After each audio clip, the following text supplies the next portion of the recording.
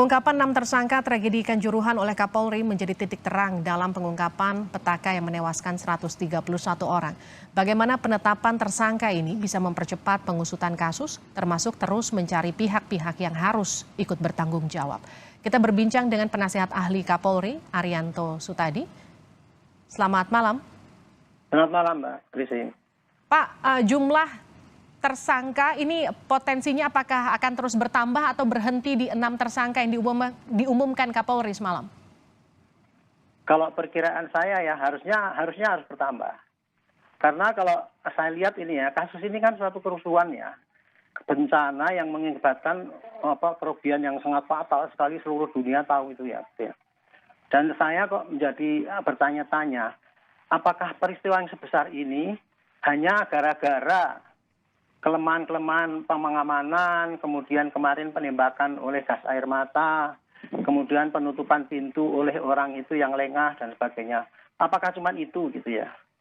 Jadi selama ini kalau dilihat permukaannya yang terjadi, ya mereka itu adalah pelaku-pelaku utama yang memang patut untuk diduga sebagai karena kelalaiannya mengakibatkan orang mati banyak kan gitu, dan luka-luka. Tapi kalau kita lihat nanti peristiwa di lapangan kan, yang terjadi itulah orang itu adalah mati banyak karena apa? Karena berdesak-desaan gitu loh. Dan kemudian waktu itu sudah ditembak gas air mata. Gitu. Nah kemudian kalau pertanyaan saya sih kemarin, siapa yang membuat itu? Gitu. Pasti ada. Saya menduga ya ini suatu skenario ya yang memang diciptakan kayak gitu. Karena apa? Karena mosok kemudian pintu ditutup dan kemudian disuruh meninggalkan. Kemudian masa gas air mata ditembakkan ke tribun. Gitu. Skenario kerusuhan, Pak? Ya, saya menduga itu ada yang mendesain kerusuhan ini. Ada orang yang menduga itu. Nah itu mestinya itu yang dikejar kalau menurut saya itu. Kalau sekarang ini 6 orang ini oke, memang itu salah, itu sudah jelas salah. Tapi seperti perintah presiden ya, kalau kita mengungkap apa yang terjadi sebelumnya, jangan ada yang tutup-tutupi dan di kemudian hari tidak sampai terjadi, ya itu harus dikejar juga siapa yang kira-kira mendesain kasus ini gitu. Karena sangat koinsiden ya, pintu ditutup. Harusnya kan orang nalar saja tahulah kalau kerusuhan kayak gitu itu harus pintu sudah dibuka gitu ya. Kemudian penembakan gas air mata. Secara nalar saja ya, petugas di lapangan itu biasanya sudah tahu kalau penembakan gas air mata itu akan membahayakan teman sendiri dan nggak boleh di tempat tertutup. Tapi itu kok dilakukan gitu lah. Ini mestinya dikasih pendalaman. Apakah memang itu mereka karena lalai atau karena sengaja? Nah, karena sengajanya kenapa? Itu mesti dikejar supaya kita bisa mengungkap apa yang sebenarnya terjadi di belakang ini gitu. Kalau pandangan saya kayak itu. Anda menyebutkan dokumen apa itu yang dimaksud? Enggak, saya enggak menyebutkan dokumen saya. Ya, tadi saya hanya menyatakan bahwa ini yang sekarang sudah terungkap ini, itu adalah pelaku utama di lapangan yang kelihatan gitu ya Pak. Tetapi saya menduga bahwa kasus ini tidak sesimpel hanya karena kelalaian mereka saja. Hanya tidak sesimpel karena kelemahan daripada pengamanan, sistem pengamanan. Tapi ini pemicunya adalah karena pintu ditutup dan ditembak gas air mata itu. Perpaduan daripada itulah sehingga timbul korban yang banyak itu. Gitu. Okay. Makanya saya menduga pasti ini ada intellectual gather. Itu yang harus dikejar untuk itu. Kalau kita memang ingin mencari akar permasalahannya. Tapi kalau kita terjebak kepada apa yang kelihatan, udah ini salah melanggar, ini patut diduga, dikirim ke pengadilan, dihukum. Enak-enak dong yang nyuruh itu. Gitu. Sejauh ini hasil investigasi internal Polri seperti apa Pak? Apakah memang betul mengarah ke sana? Saya tidak tahu, pasti Pak Polisi juga sudah menduga ke sana. Tetapi kan belum disampaikan hasilnya kan gitu. Tapi saya patut menduga itu. Belum tentu ini benar ya dugaan saya, tapi dari pengalaman saya selama ini ya Pak, selama jadi polisi itu ya, setiap kerusuhan yang gede itu tidak mungkin hanya sesimpel gitu saja gitu. Apalagi ini kerusakannya sangat fatal gitu ya. Dan kemudian terjadinya itu kelalaiannya kok kelihatannya kok sepele sekali, tidak menutup pintu kemudian ditinggal gitu saja. Padahal dia kan tahu orang goblok pun tahu lah gitu kalau mau pertandingan Arema itu, apalagi Arema itu kalah, pasti ngamuk itu sudah terjadi itu pasti. Nah ini mestinya itu yang diantisipasi. Saya dulu pernah Kapolri Malang situ. Ya, jadi mengantisipasi kerusuhan pertandingan antara Arema dengan Surabaya itu adalah apabila pertandingannya di Malang, Arema kalah itu pasti akan terjadi rusuh. Kemudian kalau pertandingan di Persebaya pasti terjadi rusuh. Nah itu mestinya yang diantisipasi gitu loh.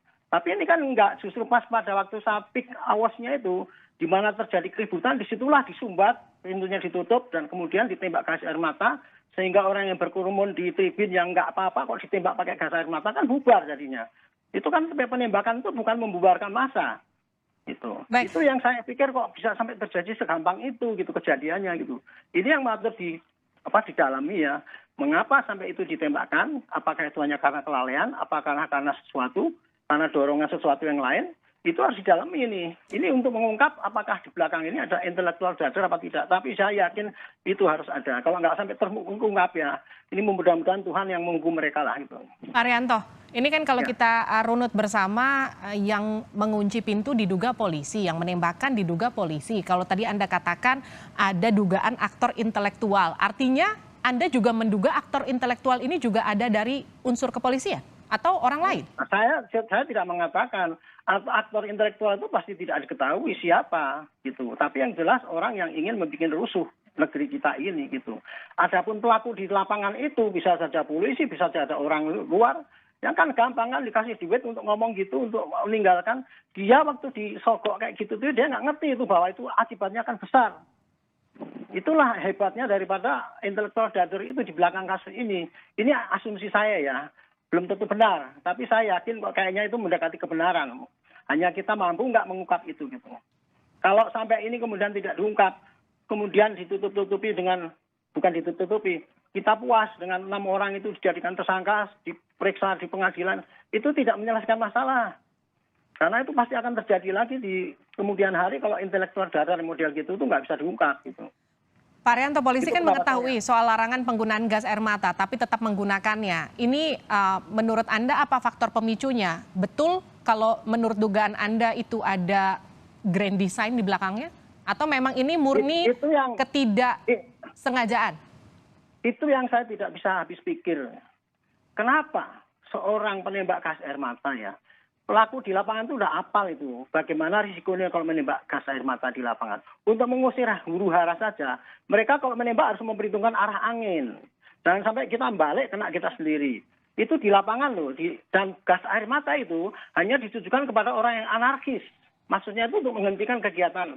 Nah kalau kemarin kan tidak itu. Jadi keanehannya itu ya, gas air mata kenapa diarahkan kepada orang yang tidak ribut, kemudian ditembakkan di tempat yang tertutup, di samping itu ditambah lagi pintu ditutup, itu kan suatu kesengajaan gitu.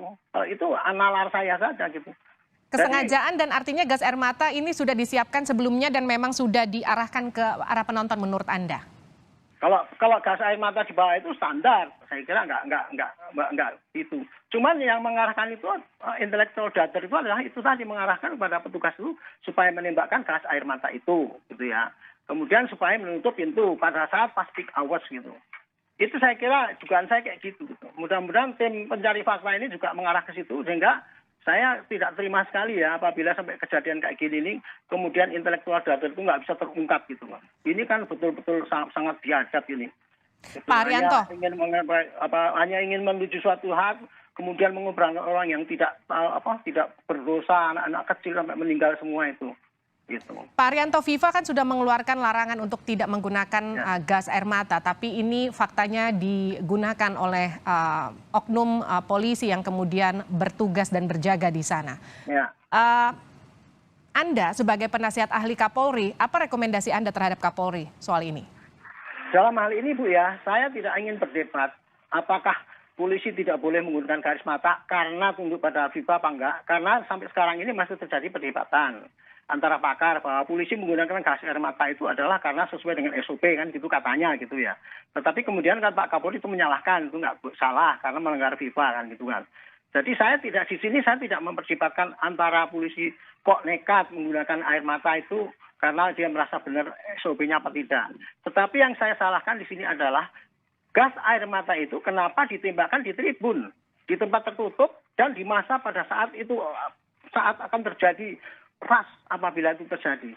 Itu yang saya persalahkan gitu. Jadi saya nggak ngerti FIFA itu harus dipahami apa tidak. Tapi kalau saran saya ya, dengan adanya kayak gini nih, memang sudah pada saatnya lah polisi untuk memikirkan kembali penggunaan gas air mata itu untuk mengusir ataupun untuk menertibkan di lapangan. Lebih baik diganti dengan air, semprotan air apa aja. Karena gas air mata itu jelas sangat membahayakan dan tidak efektif untuk menghalau massa. Tapi mudarnya lebih banyak gitu. Pak Arianto, Itu kalau Anda kan tadi sempat menyatakan bahwa Anda sempat berdinas di Malang. Artinya kalau ya, menghadapi pertandingan Arema ini kan bukan hal yang baru buat Anda. Anda tahu kondisi lapangannya seperti apa. ya, Di masa Anda dulu ya. menggunakan gas air mata atau tidak untuk menghalau kericuhan seperti ini? Dan apa yang kemudian saat itu dilakukan? Apa bedanya dengan sekarang? Saya di Malang tahun 2019, tahun 2000 ya. Saat itu Malang dilarang juga bertanding dengan Persebaya. Akhirnya waktu itu hanya dibolehkan pertandingnya satu bertanding di lapangan Kostrad sehingga tidak yang melihat waktu itu. Kemudian suatu saat didesak-desak, oke lah kita membolehkan tapi dengan syarat waktu itu. Dulu waktu itu di Gajayana itu kapasitasnya kan cuma 10.000. Tapi kalau pertandingan pasti 3.000 naik lewat tali itu. Sehingga 13.000 masuk situ. Makanya waktu itu sudah saya sebutkan panitia hanya boleh jual separuh, tapi tiketnya kalikan 2 sehingga tidak rugi. Dan di samping itu juga pasang TV-TV besar di luar sehingga anggota tidak Arema itu tidak sampai bisa yang nggak bisa masuk. Kemudian nanti mengantisipasi kalau sampai Malang kalah, kita harus betul-betul siaga. Siapkan pasukan-pasukan di perempatan-perempatan jalan itu karena biasanya dilempari itu mobil itu kalau kalah gitu. Sampai segitu, tapi waktu itu ya. Dan kemudian setiap korlap itu 100 orang harus mengeplot anggotanya di situ. Anggota tidak boleh turun ke lapangan. Ya alhamdulillah waktu itu ya kebetulan tidak ada yang seperti kayak sekarang ini gitu. Tapi asumsi kita ya kalau kita mengamankan pertandingan Arema dengan Persebaya itu udah asumsinya Arema kalah sehingga terjadi Kericuhan. itu. Artinya ini sudah diperhitungkan dari masa Anda saat berdinas di Malang begitu ya? Yang jadi pertanyaan kenapa ini kemudian miss saat ini? Ini kan jelas terjadi ini. Pertandingan sudah selesai kan? Nggak ada apa-apa waktu itu.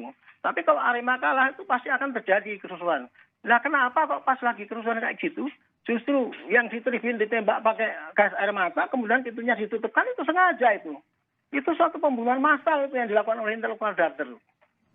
Oke, Anda yakin betul bahwa ada aktor intelektual. Artinya sekarang ketika internal Polri sedang menyelidiki, ada TGIPF yang juga ikut menyelidiki masing-masing.